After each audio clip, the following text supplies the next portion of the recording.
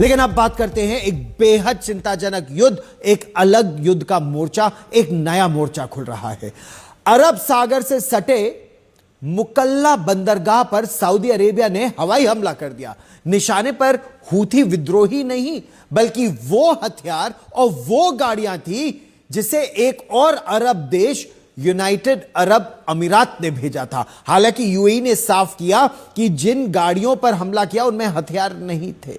Saudi अरब का दावा यह है कि यह हथियार उन इलाकों में पहुंच रहे थे जो यहां सीधे तौर पर सऊदी अरेबिया की सुरक्षा को बहुत बड़ा खतरा है। उसकी सीमा से जुटे वो इलाके हैं और हूथी विद्रोहियों तक ये हथियार पहुंच रहे थे, उसकी सुरक्षा को खतरा था। मुकल्ला पर हमला यह दर्शाता है कि मध्य पूर्व में 2026 के लिए एक नई रणभूमि तैयार होती दिखाई दे रही है, जहां जंग अब केवल विद्रोहियों से नहीं बल्कि क्षेत्रीय ताकतों के आपसी टकराव से हो रही है। आप ये सोचिए, सऊदी अरेबिया और यूनाइटेड अरब एमिरेट्स ये दोनों दोस्त समझे जाते हैं और दशकों तक दोस्त रहे हैं, लेकिन अब दरार पड़ती जा रही है। अगर यह दरार और गहरी हुई तो यमन ही नहीं, एक गृह युद्ध नहीं बल्कि पूरे अरब क्षेत्र में और अफ्रीका के कई भागों में जो राजनीति का अगला युद्ध क्षेत्र बन सकता है, यह वहां और ज्यादा बढ़ जाएगा।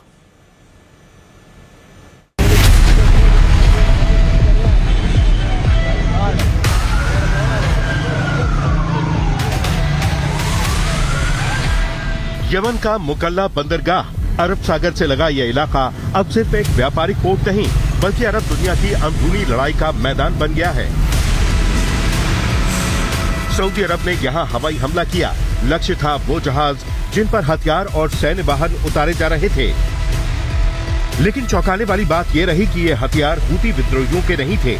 सऊदी अरब का आरोप है कि ये हथियार यूएई समर्थित अलगाववादी संगठन सदर्न ट्रांजिशनल काउंसिल यानी एसटीसी को दिए जा रहे थे।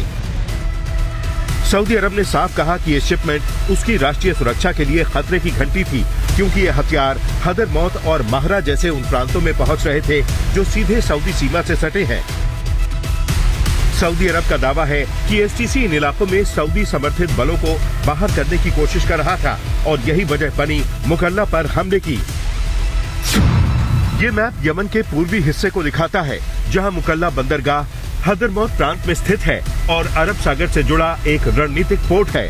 हदरमौत और महरा दोनों प्रांत सीधे सऊदी सीमा के नजदीक है, इसलिए यहाँ किसी भी सशस्त्र गतिविधि को सऊदी अरब अपनी राष्ट्रीय सुरक्षा से जोड़कर देखता है। एक वक्त था जब यमन में हूथी विद्रोह के खिलाफ लड़ाई के लिए अरब गठबंधन बना था। उसकी अगुवाई सऊदी अरब करता है और उसमें यूएई भी अहम साझेदार रहा है। लेकिन आज उसी गठबंधन की नींव हिलती दिख रही है। दो अरब देश सऊदी अरब और यूएई एक दूसरे के खिलाफ नजर आ रहे हैं। अब सवाल ये है कि सऊदी बमबारी में यूएई की क्या भूमिका है। यूएई ने शुरुआत में हथियार भेजने के आरोपों को नकारा, कहा हमने एसटीसी को कोई हथियार नहीं दिए। लेकिन बाद में यूएई ने स्वीकार किया कि उसने सैन्य वाहन भेजे थे। हालांकि ये दावा किया कि ये वाहन यूएई बलों के इस्तेमाल के लिए थे, न कि एसटीसी के लिए। यूएई का भी ये कहना है कि सऊदी अरब को इस शिपमेंट की पहले से जानकारी थी, लेकिन सऊदी अरब ने इस दावे को पूरी तरह खारिज कर दिया। तनाव यही नहीं रुका। हमले के 24 घंटे के भीतर यूएई ने यमन से अपनी बची हुई सेना वापस बुलाने का ऐलान कर दिया। सऊदी अरब की ओर से यूएई बलों को यमन छोड़ने का संदेश भी दिया गया। ये कदम साफ इशारा था अरब गठबंधन में अब भरोसा नहीं बचा। अब जानिए एसटीसी कौन है जिस पर यह पूरा विवाद खड़ा है। सदर्न ट्रांजिशनल काउंसिल यमन का एक अलगाववादी संगठन है जिसका गठन 2017 में हुआ। एसटीसी की मांग साफ है, दक्षिण यमन को एक अलग देश बनाया जाए जैसा 1990 से पहले था। एसटीसी को यूएई का खुला समर्थन हासिल है, चाहे वो हथियार हो, ट्रेनिंग हो या राजनीतिक समर्थन। एसटीसी हाल के महीनों में हदरमौत और महरा में सऊदी समर्थित बलों को चुनौती देता रहा है। इन्हीं इलाकों में एसटीसी ने दक्षिण यमन का झंडा फहराया और सऊदी समर्थित नेशनल शील्ड फोर्सेस को हटाने की कोशिश की। अब बड़ा सवाल ये कि ये टकराव क्यों बढ़ा, क्योंकि सऊदी अरब चाहता है कि यमन एकजुट रहे, हूथी विद्रोहियों के खिलाफ मोर्चा मजबूत बना रहे, जबकि यूएई चाहता है दक्षिण यमन में एसटीसी के जरिए अपना प्रभाव बनाए।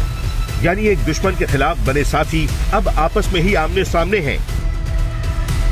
मुकल्ला पर हुआ हवाई हमला सिर्फ एक सैन्य कार्रवाई नहीं, बल्कि अरब दुनिया की अंदरूनी दरार की चेतावनी है।